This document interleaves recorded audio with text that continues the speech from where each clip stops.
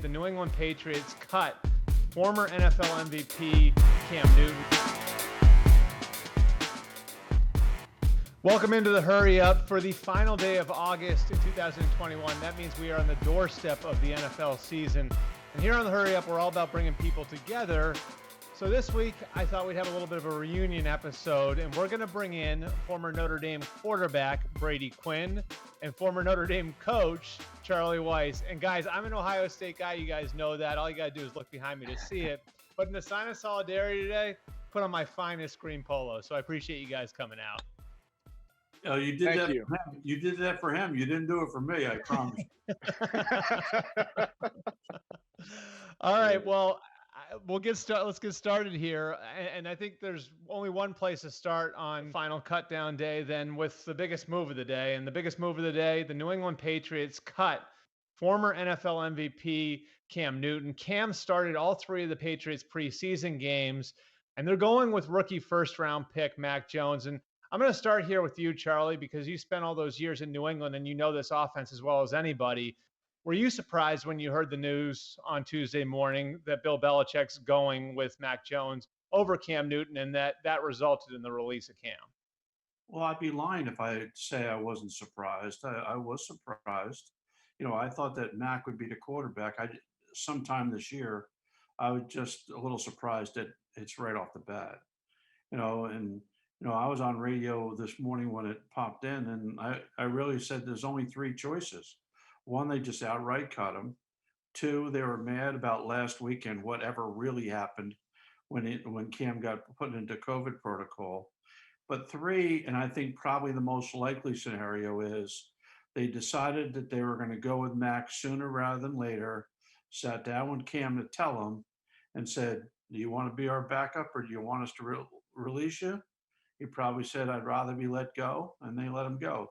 I don't know that with no one's told me that, but I think that is a likely scenario.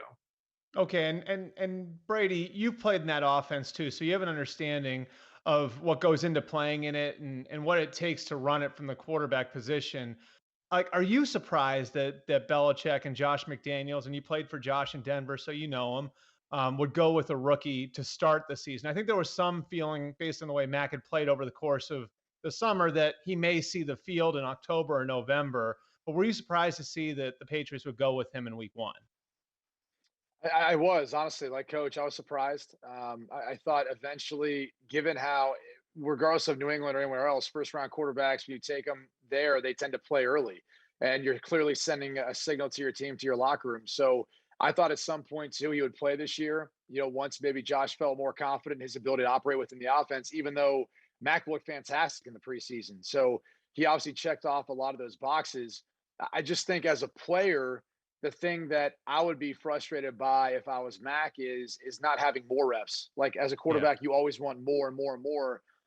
It's almost as if I kind of look back and now go, well, what was the point then of having Cam Newton take any reps if you felt we're going to get to this point? And you might say, well, we wanted you to win the job. But at the end of the day, if he was going to play regardless because of where you took him, none of that really matters. It's more about preparing him then for week one. So that's kind of the only thing that was running through my head in that regard. But as Coach talked about too, and just know it from knowing Cam a little bit, that third scenario he talked about is probably likely only because Cam last year when he signed, knowing how Cam kind of thinks about himself and how he operates. And then I'd say the timing of it, like the timing doesn't really make sense if you were going to cut him and then bring him back, assuming that he would, be able to clear waivers and all that. And this would be in an effort to, void out that guarantee for that vested veteran guarantee that he would make if he was on the opening day week one roster. That move wouldn't be necessary right now, right? You would have waited another week later on if you're going to make that sort of move. So that's the interesting part about all that is they obviously decided to do this now, and in part probably because they wanted Cam to have an opportunity to go somewhere else if he finds another opportunity. And Charlie, like, you were there when they threw a 6th round pick in there in 2001, and he was 24 years old and he didn't have experience playing in live action. And I think you guys did a lot to insulate Tom Brady early on there. So having gone through that with him and knowing what you do about the position, what do you think Bill and Josh are going to do to make sure the situation with the other 10 guys, the situation with the scheme, is optimal for Mac Jones going into his first NFL experience? Well, two things. First of all, before I answer that question, leading up to that question, you read all the comments and listen to all the comments that the veterans say about this kid, and the kid seems to have earned the respect of the veterans, and especially in that organization. I mean, that's the first thing that has to take place because Bill has his finger on the pulse of the team, and if he knows the team believes in the kid, it makes that decision a little easier. That being said, I look at the composition of this football team. They're loaded on defense. They just loaded up at tight end. They're loaded at running back. So this looks tailor made to bring in a young quarterback. You run, you play action, you drop back when you have to, you play to your defense. And as he gets better, you just do more and more. It's a perfect setup. All right, Brady, one last thing on Mac then. And you played in a college version of the offense under Charlie at Notre Dame. You played in a pro version of the offense under Josh in Denver. And I know a lot's been made of the fact that Mac Jones is coming from Nick Saban. He did play for Brian Daboll for a year there in Alabama. Do you think that the fact that Mac Jones is coming from Nick Saban's program is going to help in making it easier for him to adjust to life as an NFL starter? There's no doubt in my mind. When Coach Weis got there back in 2005, I remember the first playbook I got was a New England Patriots playbook, and it made our previous playbook look like a children's picture book almost. I always laugh about it. You always get these thick binders in these playbooks. Well, the first one I got in college, you're like, oh, okay. But then you go through flipping through the pages, and it's just print on one side. When Coach Weis got there, it was print on both sides. It's double-sided. So that thickness, it was twice as much as what I was working with before. Having a quarterback that can handle all that, control all that, coming from the college level to the NFL level, it makes a big difference. And especially then being in a system where it allows you to do that and utilize some of your strengths. Like I always thought that was one of my strengths, and it was kind of taken away from me, especially early in my time in Cleveland.